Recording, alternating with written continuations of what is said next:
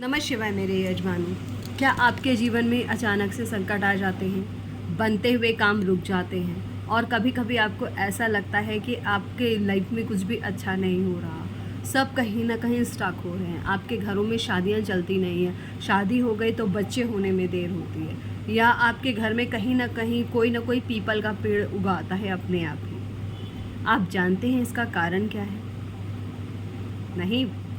तो चलिए आज के वीडियो में हम जानेंगे इन सब का कारण क्या है। ठीक है, तो मैं बताती चलूँ, इस आज के वीडियो में आप जानेंगे पितृपक्ष के बारे में। कब से शुरू है, क्या करना चाहिए जिससे हमें पितृदोष से मुक्ति मिले और पितरों का आशीर्वाद भी प्राप्त हो। तो चलिए शुरू करते हैं आज का ये वीडियो अपनी आपकी पंडिताइन जी के साथ में, पंडिताइन जी के पिटारे से। तो आशा करती हूँ ये वीडियो आप बहुत ध्यान से सुनेंगे। बहुत ही इम्पॉर्टेंट वीडियो होने वाला है, क्योंकि इससे आपको लाइफ में काफ़ी कुछ चेंजेस आ सकते हैं, काफ़ी कुछ पॉजिटिव हो सकता है। तो चलिए शुरू करते हैं आपके अपनी पंडिताइन जी के साथ आज का ये वीडियो। तो पहले आपको ये जानना होगा कि पितृपक्ष की इम्पोर्टेंस क्या है, क्यों इतना पितृपक्ष इम्पॉर्टेंट है। हर वक्त पितृपक्ष आ रहा है, ये करना है वो करना, बहुत सारे रिचुअल्स होते हैं। अगर आप ध्यान से समझेंगे, देखेंगे, जानेंगे तो इस दुनिया में हर धर्म में पितृपक्ष यानी पूर्वजों को याद करने का एक पक्ष बनाया गया है ना।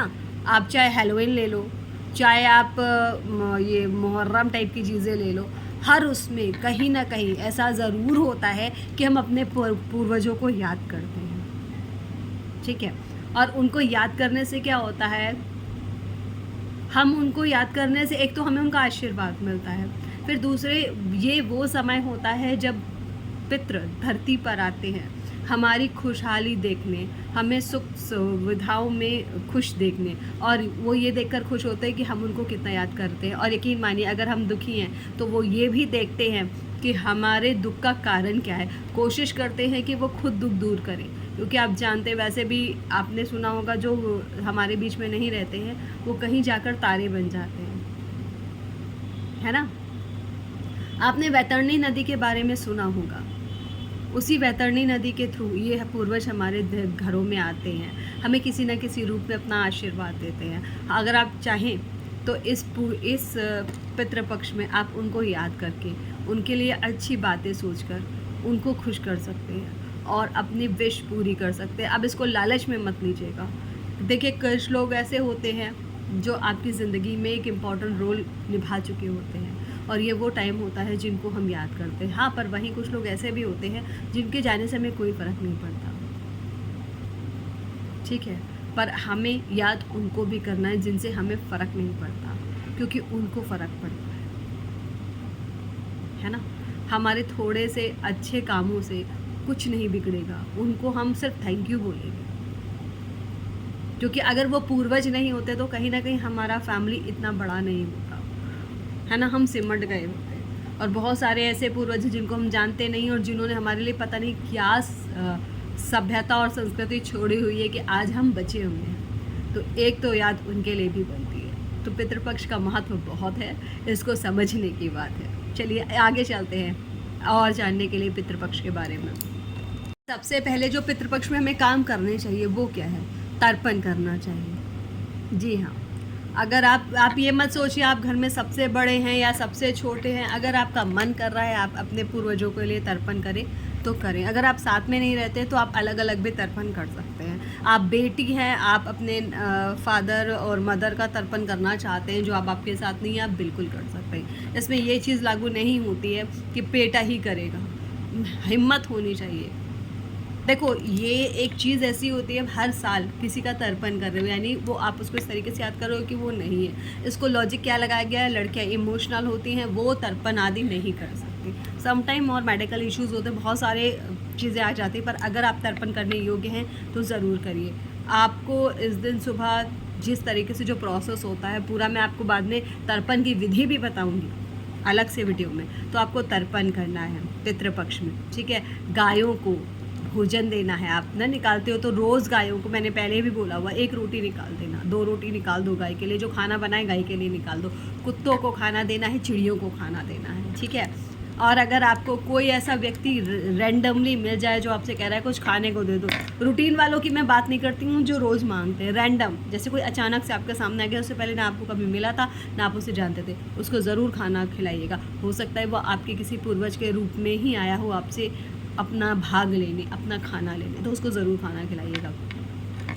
तुलसी और पीपल में दिया ज़रूर जलाइएगा, भूलिएगा नहीं, ठीक है। ये पितरों के लिए एक तो शुभ वृक्ष होते हैं, इनको आप पूजा करेंगे तो आपको पितृपक्ष में जो पितृदोष है उससे जो नेगेटिविटी है उससे आपको राहत भी मिलेगी। और एक बात मैं बताती चलूँ, पितृपक्ष एक ऐसा दोष है जो किसी भी एक कुंडली में होने के बाद पूरे घर को प्रभावित करता है। सारे दोष आपकी कुंडली में आप पर इम्पैक्ट डालते हैं, पर एक पितृपक्ष है जो संचारी रोग की तरह फैलता है। फिर फ़र्क नहीं पड़ता कि आपकी कुंडली में है या नहीं है, या आपकी कुंडली कितनी स्ट्रांग है, सामने वाले की वीक है। एक बार आप पितृपक्ष की चपेट में आ गए तो फिर आपको बचना मुश्किल है, ठीक है।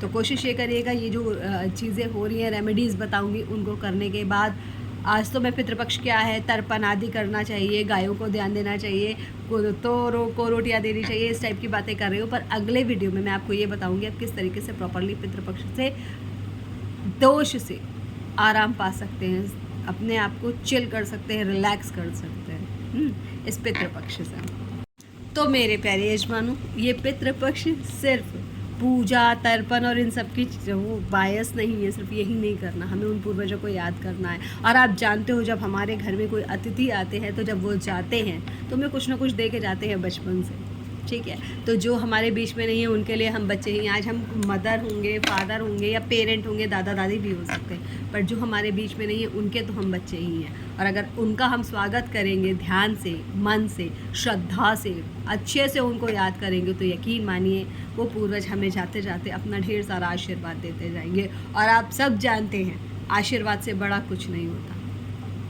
ठीक है, उस उपहार से बड़ा कुछ नहीं होता।